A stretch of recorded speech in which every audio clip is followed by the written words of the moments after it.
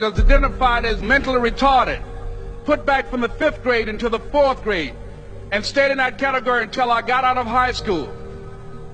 I don't have any college training, but I met a high school teacher who one day changed my life. I was waiting on another student, and when he came in, he said to me, "Young man, go to the board and write what I'm about to tell you." And I said, I can't do that, sir. He said, "Why not?" I said, "I'm not one of your students." He said, "It doesn't matter. Follow my directions now." I said, "I can't do that, sir." He said, "Why not?" I said, "Because I'm educable mentally retarded." And he came from behind his desk and he looked at me.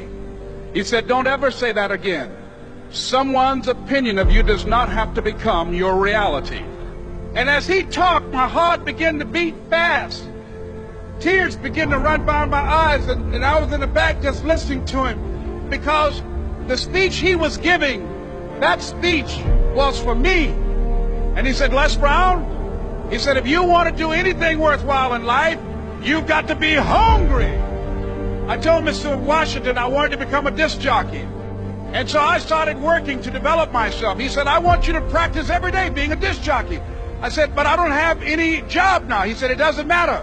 He said that it's better to be prepared for an opportunity and not have one than to have an opportunity and not be prepared. And as I was working to develop myself, I applied for a job as a disc jockey, WMBM on Miami Beach. I went to a guy named Milton Butterball. I said, "How you doing, Mr. Butterball? I'd like to get a job as a disc jockey." He looked at me, he said, "You have any broadcast background?" I said, "No, sir, I don't." "You have any journalism background?" I said, "No, sir, I don't." He said, "We don't have any jobs available." I said, "Yes, sir." I went back to Mr. Washington and I told him. He said, "Don't take it personally." He said, "Most people are so negative, they will have to say no 7 times before they say yes." He said, "Go back again." So I went back again. I said, "How you doing, Mr. Butterball? My name is Les Brown." He said, "I know what your name is. What do you want?" I said, "I'd like to know whether or not you have any jobs at disc jockey, sir." He said, "Didn't I just tell you yesterday we didn't have any jobs?" I said, "Yes, sir, but I know whether or not somebody got laid off or somebody was fired, sir." He said, "No one was laid off or fired. Now get on out of here." I came back the next day like I was seeing him for the first time. I said, "Hello, Mr. Butterball, how are you?" He looked at me with rage. He said, "Go get me some coffee." I said, "Yes, sir." And I went to get him some coffee. After a while, I would get their lunch and dinner, and I would go in the control rooms and take the disc jockeys their food, and I would not leave until they would ask me to leave. One Saturday afternoon, while I was at the radio station, a guy named Rock was drinking while he was on the air. I was the only one there, looking at him through the control room windows, walking back and forth, young, ready, and hungry. Pretty soon the phone rang, and it was the general manager. And I answered the phone. I said, "Hello?" He said, "Les, this is Mr. Klein." I said, "I know."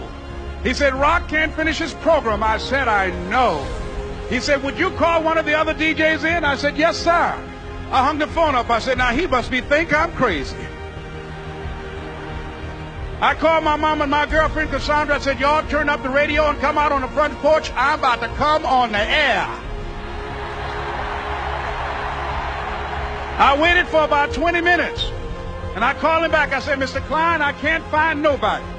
He said, "Young boy, do you know how to work the controls?" I said, "Yes, sir." He said, "Go in there and don't say nothing here." I said, "Yes, sir." I couldn't wait to get behind those controls. I put on an old Stevie Wonder record called Fingertips. I sat down behind that turntable. I said, "Look out, this is me, LB Triple P, Les Brown, your platter playing papa. There were none before me, and there will be none after me. Therefore, that makes me the one and only. Young and single and love to mingle, certified, bona fide, indubitably qualified to bring you satisfaction, a whole lot of action. Look out, baby, I'm your love man." I was hungry. I was hungry. You got to be hungry. Begin to know that you have greatness within you. And if just one of you here begin to envision yourselves as being blessed and highly favored to reach your goals, if just one of you capture the essence of what that means, that you have greatness within you and a responsibility to manifest that greatness, that you can make your parents proud, you can make your school proud, you can touch millions of people's lives And the world will never be the same again because you came this way. It was hard, ladies and gentlemen, coming to speak to people. And I was facing financial difficulties in my own life. I was behind on my bills and my dreams, and I'm saying to them, you can live your dream. It was hard, ladies and gentlemen. It was very difficult to pick myself up each day believing that I could do it. There were times that I doubted myself.